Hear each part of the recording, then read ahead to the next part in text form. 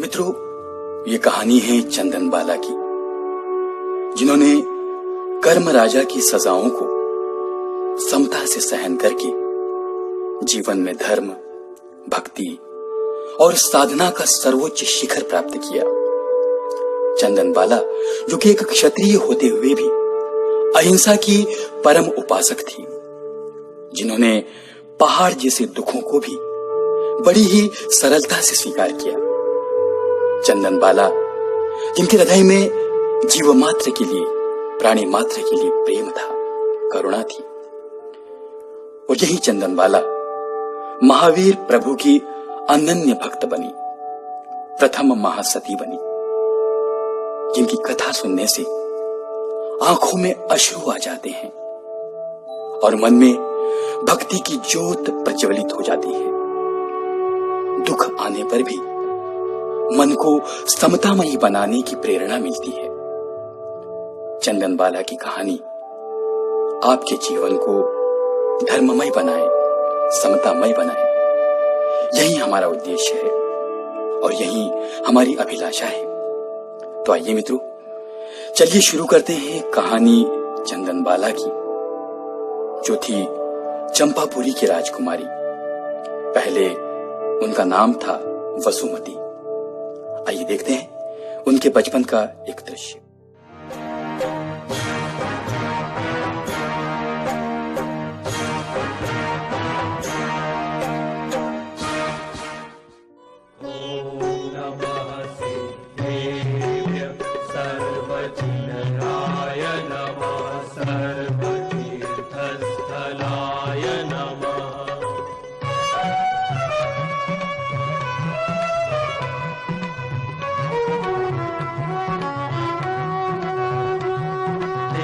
देश, शास्त्रों का देश, गुरुओं का देश, तीर्थों का देश, तीर्थों का देश मेरा भारत मान है। जय भारत, जय भारत। कहीं भी शीश झुका लो, कहीं भी अर्घ्य चढ़ा लो,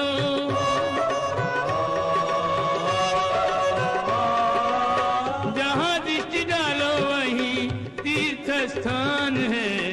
तीर्थों का देश मेरा भारत महान है। तीर्थों का देश मेरा भारत महान है।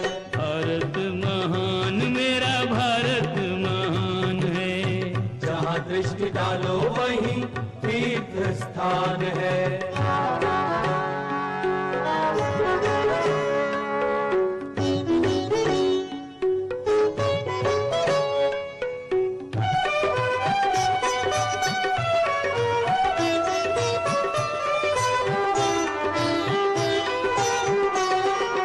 तीर्थेश्वर, सम्मेद शिखर, जय मुक्तेश्वर, सम्मेद शिखर, सम्मेद शिखर सुखकारी है।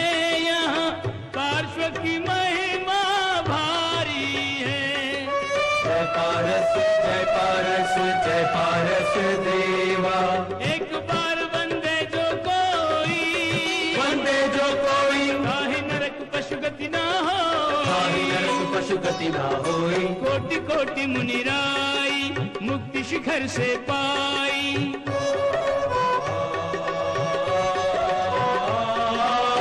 बीस जिनवरों का यही हुआ निर्वाण है।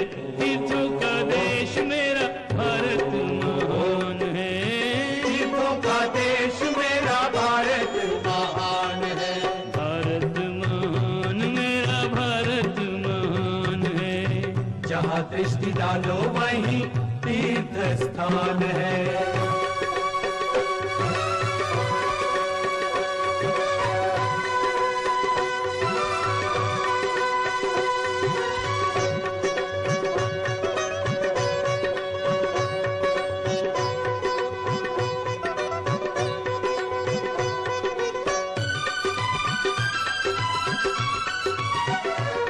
पालिताना, जय शत्रुंजय, वंदन करके नर होए अभय। भावनगर अनुपम पालिताना है, अनुपम पालिताना है।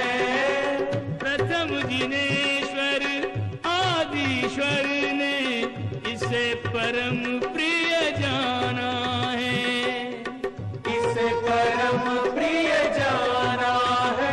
दादा आदिश्वर का धाम, इसका शत्रुंजय है नाम, इसके बंधन का परिणाम मैटे कर्म शत्रु का नाम। बंधन को जो आए मनवांछित फल पाए,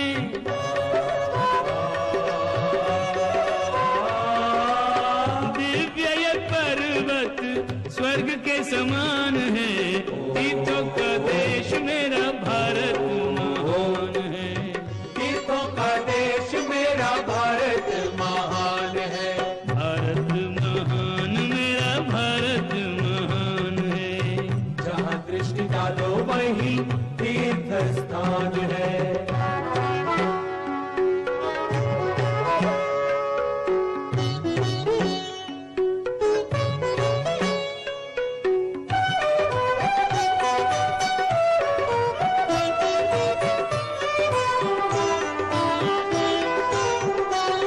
जय नाकोड़ा श्री पार्श्वनाथ, जय विघ्नहरण श्री पार्श्वनाथ। यह भव्य तीर्थ नाकोड़ा है, इसका जग में नहीं जोड़ा है।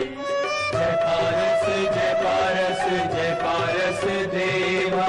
भैरव यहाँ चमत्कारी, चमत्कारी जिनसे भक्त करें साझेदारी, करे साझेदारी। भक्त जो द्रव्य चढ़ाते प्रभु दुगना लौटाते।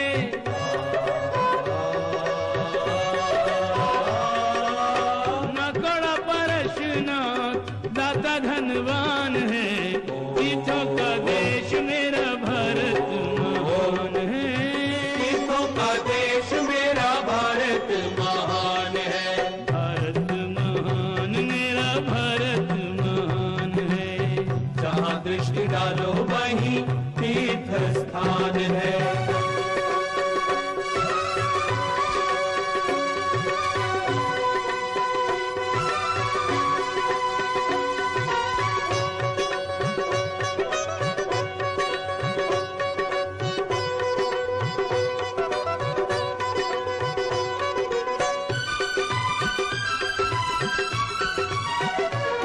जय वर्धमान जय महावीर सन्मतिदायक, जय महावीर।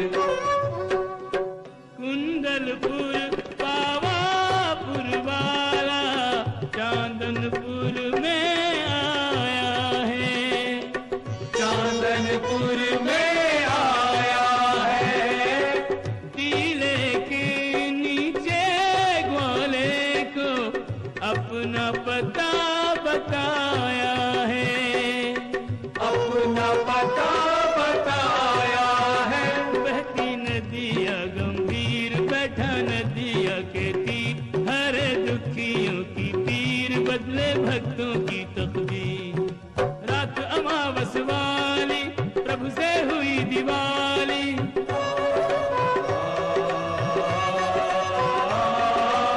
मेरे महावीर पे जन जन को अभिमान है, तीर्थों का देश मेरा भारत महान है, तीर्थों का देश मेरा भारत महान है। कहीं भी शीश झुका लो, कहीं भी अर्घ चढ़ा लो,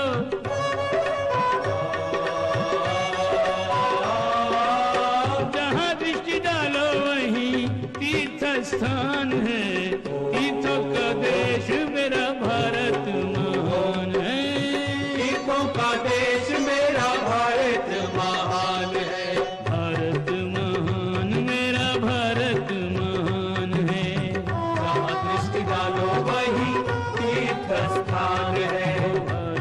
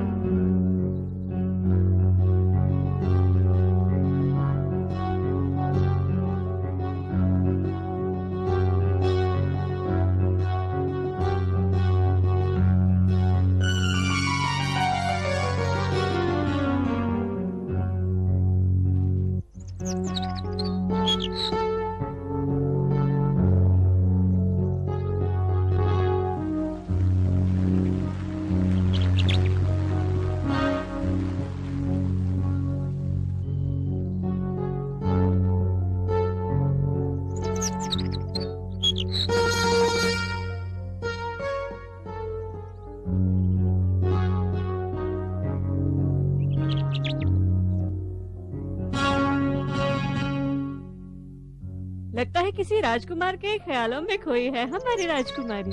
अरे इसमें इनका क्या दोष है? ये उम्र ही ऐसी है, काश हमें भी ऐसे स्वप्न आए। तेरा दीवाना तो बाहर खड़ा पहरेदारी कर रहा है, तुझे सोने देगा तो ही स्वप्न आएंगे ना।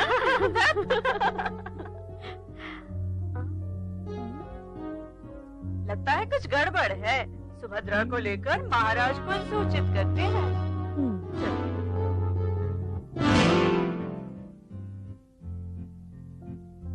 क्या बात है महाराज, आप किन विचारों में खोए हैं? महारानी, हम कितने भाग्यशाली हैं कि ईश्वर ने हमें सुशील और गुणवंती राजकुमारी के माता पिता होने का गौरव प्रदान किया, जिसकी सुंदरता और गरिमा की चर्चा दूर दूर के राज्यों तक फैली हुई है। ये बात सत्य है महाराज, लेकिन हमें भी अपने कर्तव्य को याद रखना चाहिए। एक अच्छा सा राजकुमार देखकर इसका ब्याह रचा देना चाहिए। आप ठीक कह रही हैं महारानी, परंतु हमारी राजकुमारी की तरह गुणवान राजकुमार भी तो मिलना चाहिए, जिससे हम उसका ब्याह रचा दें। ये बात सत्य है महाराज। महाराज की जय हो। कहो, क्या बात है? महाराज, न जाने आज राजकुमारी उदास बगीचे में बैठी हुई है, न कुछ कहती है न किसी बात का जवाब देती है, न जाने किन विचारों में खोई हुई है। अच्छा तुम जाओ, हम पूछते हैं क्या बात है। जी महाराज।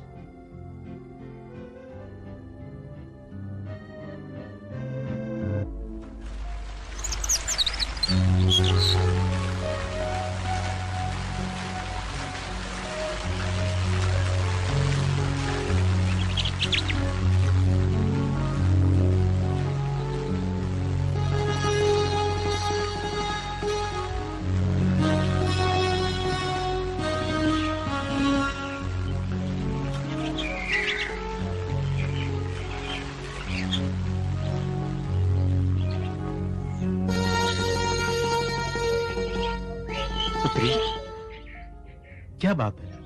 आज तुम बहुत उदास दिखाई दे रही हो। कुछ नहीं पिताजी, कल रात मैंने बड़ा ही भयंकर स्वप्न देखा। स्वप्न?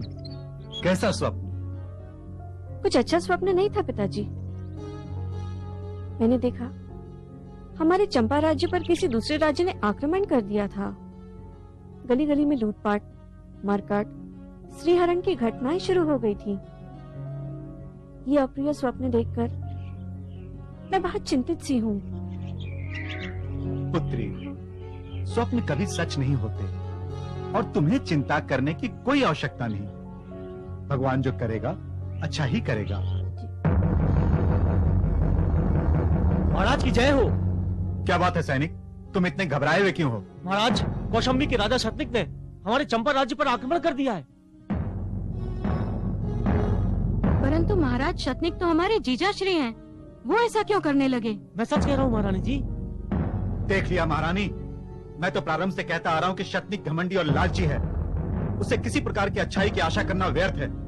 तुम ही मुझे अपनी बहन का वास्ता देकर रोकती रही हो, परंतु आज मैं उसका घमंड चूर चूर कर दूंगा। महाराज, क्षमा चाहता हूँ, यह समय व्यक्तिगत बातें करने का नहीं है। हमें भी तुरंत आक्रमण करना चाहिए। महारानी, आप राजकुमारी को लेकर महल के अंदर जाइए। जी महाराज।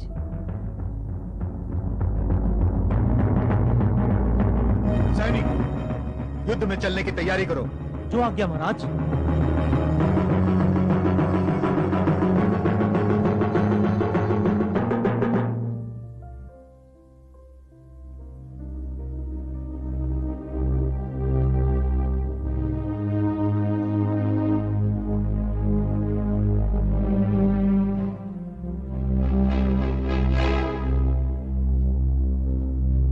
महारानी जी, हमारे देश पर कौशंबी राजा का राज हो चुका है।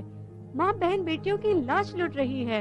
आप लोग भी अपनी जान बचाकर यहाँ से भाग लीजिए, क्योंकि महाराज का कुछ अता पता नहीं है। ठीक है, तुम लोग अपनी जान बचाकर यहाँ से भाग लो, हम अपनी रक्षा खुद करेंगे।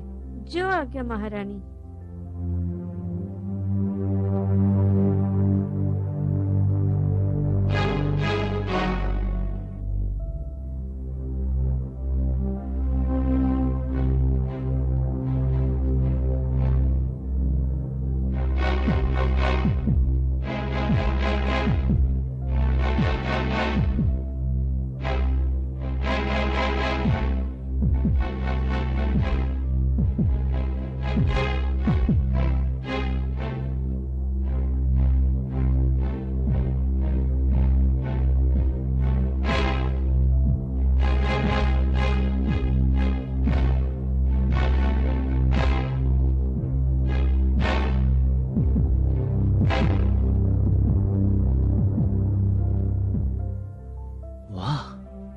बात है, मैं तो यहाँ लूटपाट के लिए आया था और इतनी सुंदर रानी और राजकुमारी।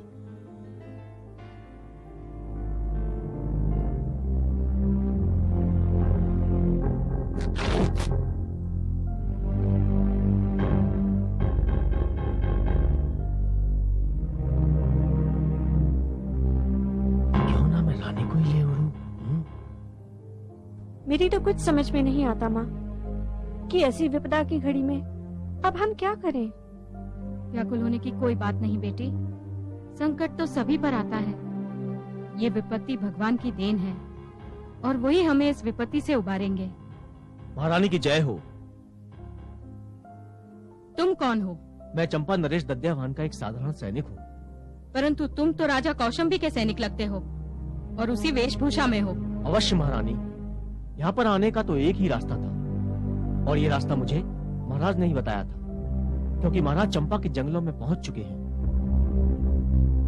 और उन्होंने मुझे आदेश दिया है कि आपको और राजकुमारी को यहाँ से निकाल कर ले जाऊं, ताकि शत्रु को इस बात का आभास न हो। अब आप देर न करें, संपूर्ण राज्य में शत्रु सेना का अधिकार हो चुका है। ये तो हमारा भाग्य है कि उनकी कुदृष्टि अभी तक हमारे राजमहल पर नहीं पड़ी। आप शीघ्र अतिशीघ्र यहाँ से प्रस्थान करें महारानी। आओ बेटी। चलो। चलिए।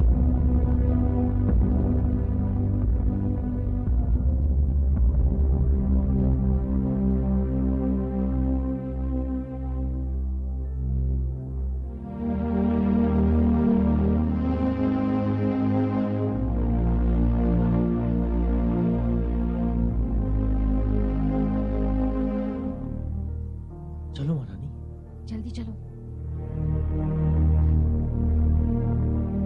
जल्दी जी।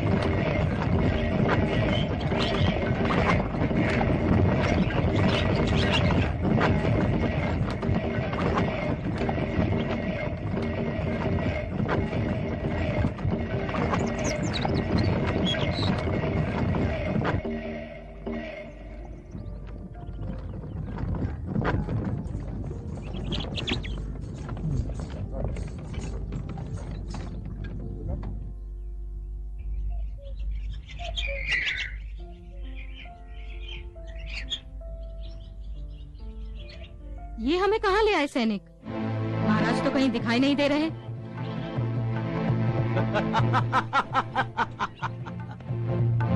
नीचे आइए महारानी, आज से हम ही आपके महाराजा हैं, क्योंकि आपकी सुंदरता ने मुझे पागल कर दिया। ये क्या भद्रता है सैनिक? मैं तुम्हारा नहीं, मैं कौशंबी के राजा का सैनिक हूँ और आपकी भलाई इसी में है कि आप चुपचाप यहाँ बैठी रहें, क्योंकि मैं महारानी का दीवाना उसी वक्त हो गया था जब मैंने पहली बार लूटपाट के लिए महल में प्रवेश किया था।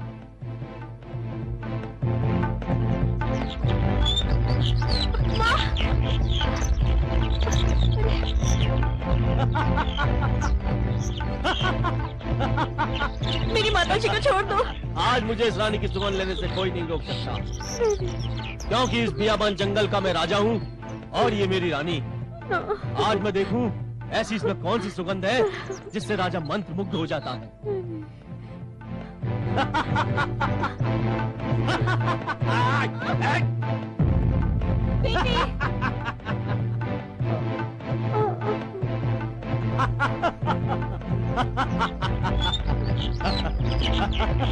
अरे भागती कहाँ हो रानी?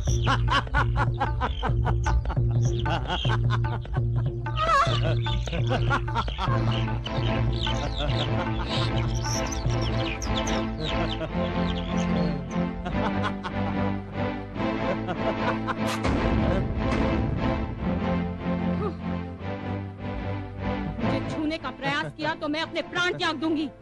आज मुझे मेरी इच्छा पूरी करने से कौन रोक सकता है? कामांध पुरुष भले ही अपना विवेक खो बैठे, लेकिन एक पतिव्रता नारी कभी अपना धर्म नहीं छोड़ सकती। मैं अपने प्राण त्याग दूंगी, पर तुम्हारा स्पर्श कभी स्वीकार नहीं करूंगी।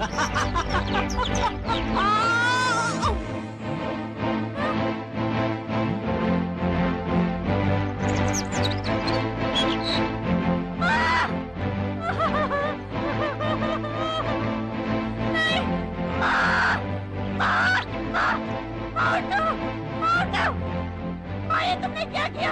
हाँ, तुम मुझे छोड़ के नहीं जा सकती माँ। हाँ, मैं किसके सहारे जीऊंगी माँ?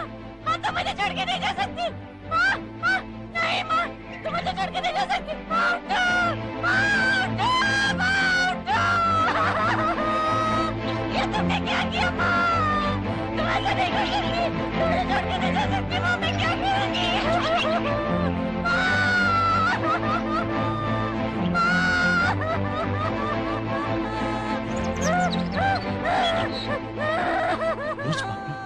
ये तूने क्या किया?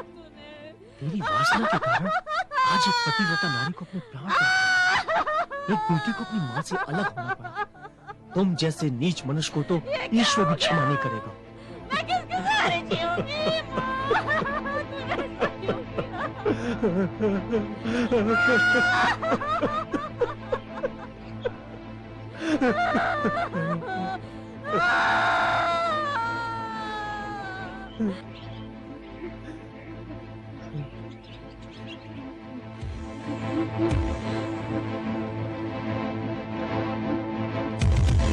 मेरी तरफ बढ़ने का प्रयास मत करो सैनी। मैं भी उसी माँ की बेटी हूँ जिसने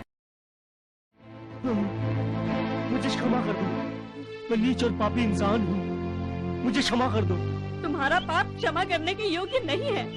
अरे तुम जैसे पापी को तो नर्क में भी जगह नहीं मिलनी चाहिए। और अब मैं तुम्हारी परछाई से भी दूर रहना चाहती हूँ। क्षमा कर दो बेटी, मुझे क्षमा कर दो। मैं वासना की आग में अंधा हो गया था। मैं भूल गया था कि औरत अपना सत्वित्व बचाने के लिए अपने प्राण तक त्याग देती। मुझे प्रायश्चित करने का मौका दो बेटी। बेटी? तुम जैसे मनुष्य के सामने माँ, बहन और बेटी का क्या महत्व है? ये क्रूरता मैं तुम्हारे चेहरे पे देख चुकी हूँ। तुम सच कहती हो बेटी, मैं क्रूर इंसान था, मगर अब मैं अपने पाप की आग में जल रहा हूँ। मैंने तुम्हारा सहारा छीना है, अब मैं तुम्हारा सहारा बनकर तुम्हारी रक्षा करूंगा। मैंने तुम्हें अपनी बेटी माना है, मुझे बाप के धर्म का पालन करने दो। मुझे क्षमा कर दो। अगर तुमने मुझे क्षमा नहीं किया तो मैं यूं ही रो रो कर तुम्हारे चरणों में अपने प्राण त्याग दूंगा।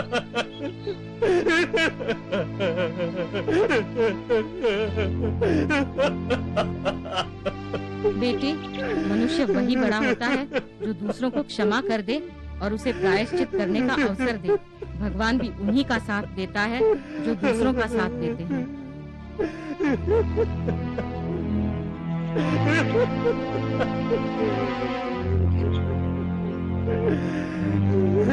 अगर तुमने मुझे सच्चे दिल से बेटी माना है तो उठिए पिताजी, मैंने आपको क्षमा किया। ये भी भगवान की एक लीला होगी, क्योंकि आपके पाप ने मुझसे मेरी माँ को छीन लिया और आपके प्रायश्चित ने मुझे बाप का सहारा दिया। बेटी, मैं तुम्हें वचन देता हूँ कि तन मन धन से तुम्हारी रक्षा करूंगा। आओ मेरे घर चलो। मगर मेरी माँ के पार्थिव शरीर का क्या होगा?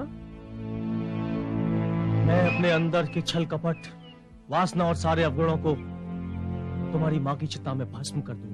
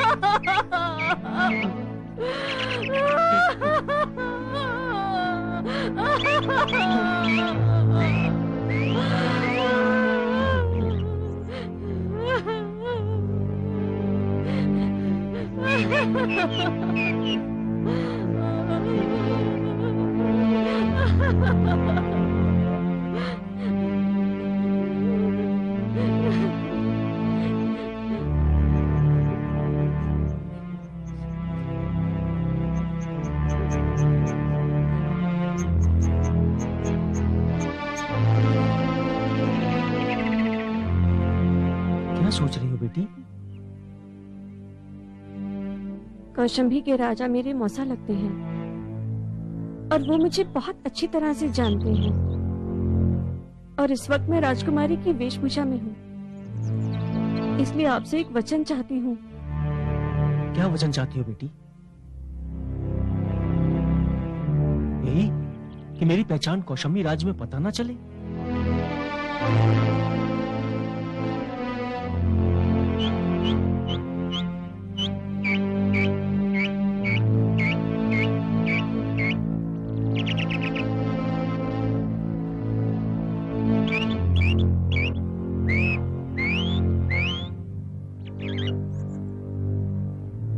ये तुमने क्या किया बेटी?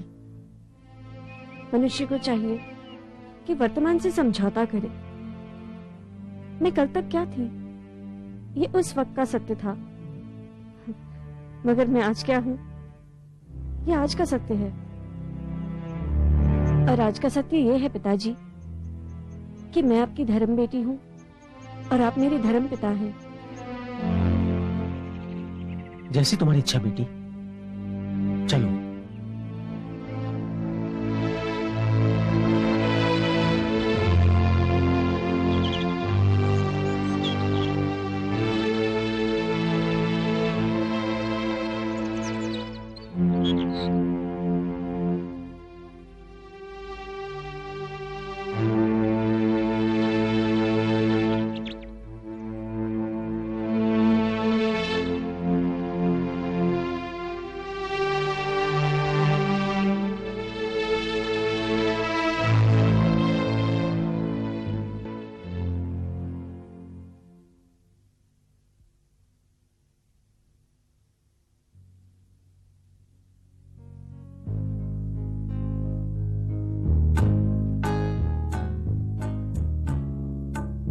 महारानी की जय हो। महाराज चंपा की विजय की यात्रा के पश्चात महल में पधार चुके हैं और कुछ ही क्षणों में वे आपके कक्ष में पदार्पण करने वाले हैं।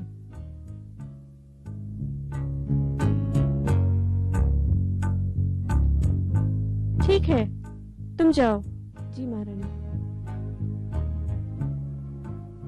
महाराज की जय हो।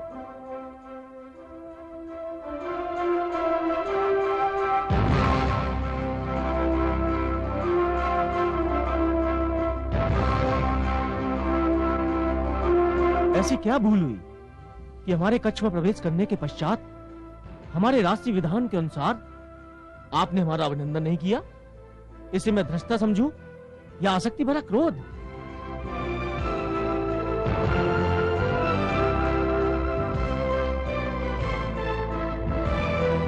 प्रणाम महाराज। अब मैं सही निष्कर्ष पर पहुंचा कि हमारी तिवारी के मन में मेरी अनुपस्थिति का क्लेश है या ये आभूषण आपको कम लग रहे हैं? ये आभूषण आप जिस राज्य को हरा कर लाए हैं, उस राज्य की रानी मेरी बहन और राजा मेरे जीजाश्री हैं।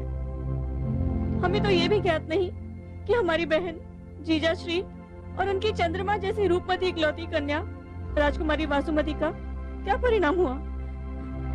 ये अलंकार, आभूषण उसी राज्य के हैं ना महाराज? इन आभूषणों से मुझे मेरी बहन और वासुमती के अंतर्नाद सुनाई पड़ रहे हैं महाराज। ये भी आपके जीजाजी का ही दोष है, जिन्होंने हमेशा मुझे छोटा समझने की भूल की।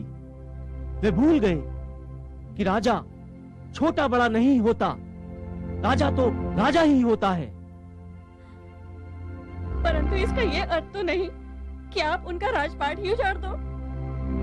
रक्त संबंधों में छोटी मोटी बातें तो होती ही रहती है महाराज। अब और अधिक तथ्यों की आवश्यकता नहीं है। मेरा अभिप्राय उनका राज्य लूटना था, उनको शारीरिक कष्ट पहुंचाना नहीं था। मैंने बहुत प्रयास किए, लेकिन उन्हें ढूंढ नहीं पाया। सारे राज्य में चारों तरफ एक ही बात फैली हुई है कि महाराज, महारानी और राजकुमारी का कहीं भी अता पता नहीं है। ना जाने वो लोग कहाँ भटक रहे होंगे।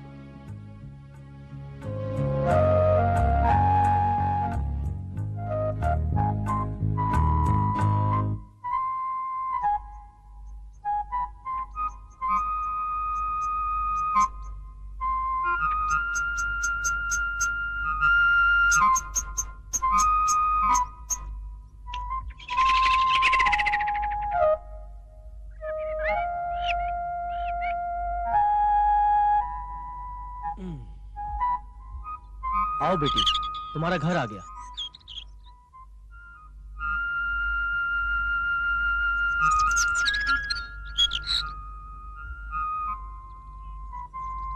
अब मैं तुम्हें तुम्हारी धर्म मां से मिलवाता हूँ। यहाँ तुम्हें असुविधा तो हो सकती है, क्योंकि ये राजमहल तो है नहीं, और न ही यहाँ तुम्हें दासियां मिलेंगी। तो क्या माता पिता का स्नेह और प्यार तो मिलेगा? ये क्या बेटी, तुम्हारी आंखों में आंसू? ये आंसू देखकर मेरी आत्मा मुझे धिक्कारने लगती है। बेटी, ये आंसू मत बहाओ, अन्यथा मैं समझूंगा कि तुमने मुझे क्षमा नहीं किया। नहीं पिताजी, ये तो मेरी प्रसन्नता के आंसू हैं। देखो भगवान की लीला, जिसने मुझसे सब कुछ छीनकर भी आप जैसा पिता दिया और अब माँ भी दे रहा है। माँ के आंचल की छांव में मैं सब कुछ पालूंगी। माँ की गोद से बड़ा स्वर्ग कहीं नहीं होता। बेटी, आप आ गए?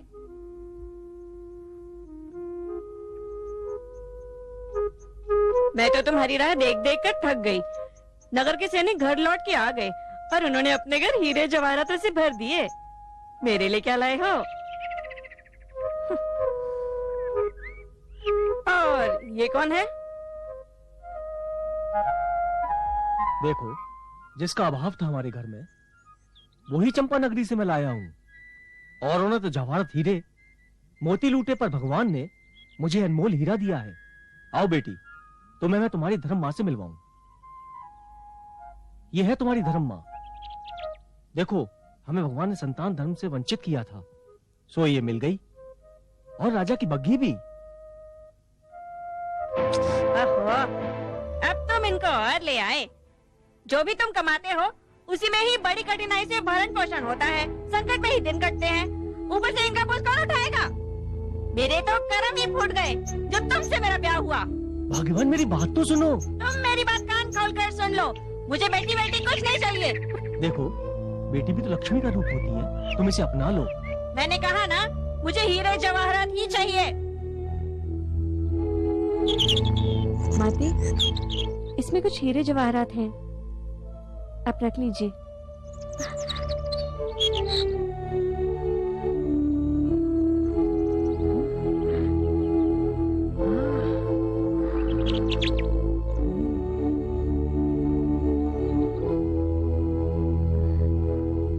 मुझे सब ज्ञात है।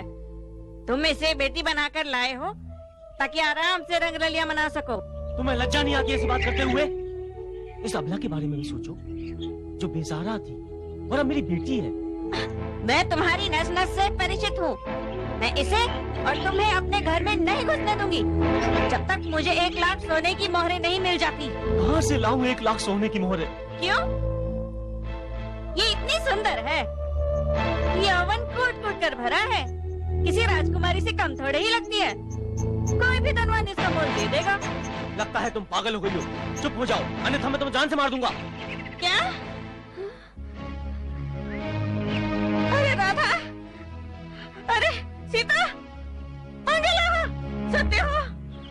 ये इसके लिए मुझे जान से मारना चाहता है। मेरी छाती पर बिठाने के लिए सौतन लेकर आया और अब इसके लिए मुझे जान से मारने की धमकी दे रहा है। पिताजी, आप मेरे लिए झगड़ा मत कीजिए। मुझे बाजार में बेच दीजिए। यह मेरे भाग्य में लिखा है। बेटी, मैंने तुम्हें वचन दिया है कि तुम्हारी तन मन धन से रक्षा करूंगा। आपने तो अपने पिता धर्म का पालन पूरा किया। अब मुझे अपने पुत्री धर्म का पालन करने दीजिए। तुम कुछ समझती क्यों नहीं हो? बस, मैंने कहा ना, इसे यहाँ से ले जाओ और मुझे सोने की मोहरें लाकर दो।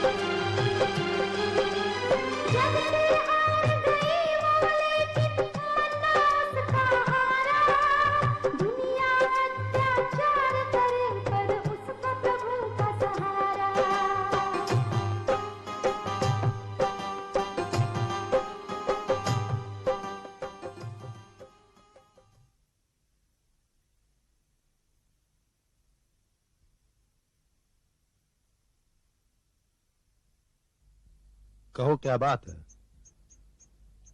मैं इसे बेचना चाहता हूँ। क्या मोल चाहिए? 1 लाख सोने की मोहर है। 1 लाख सोने की मोहर?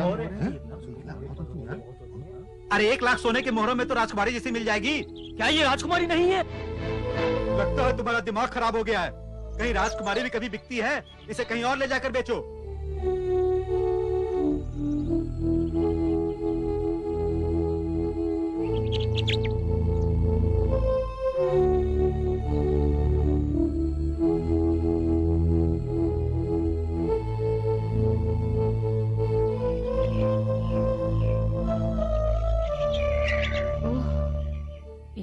खूबसूरती, इसे तो सजाकर अगर मैं कोठे पे बिठा दूं तो लाखों मोहरे कमा सकती हूँ।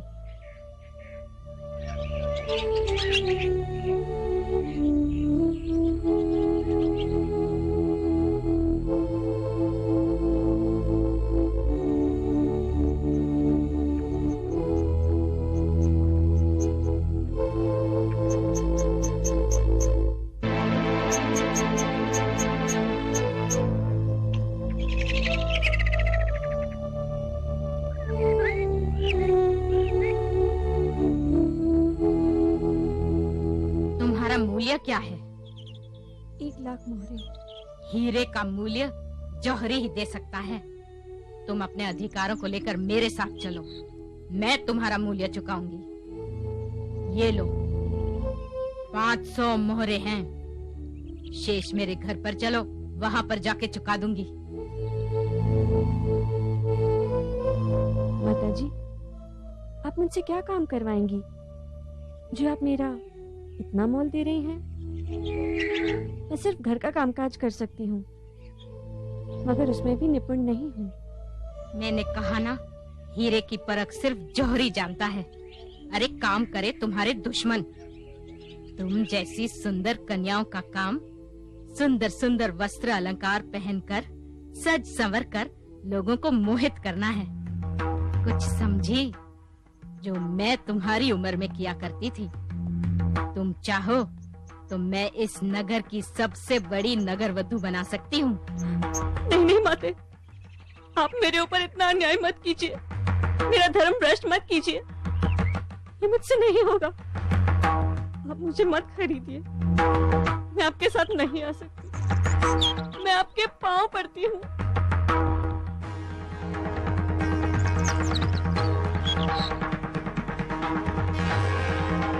जब भगवान को ये पसंद नहीं था कि तुम्हारे इस सुंदर शरीर को किसी एक के हाथ में सौंप दे, तो तुम हट क्यों कर रही हो?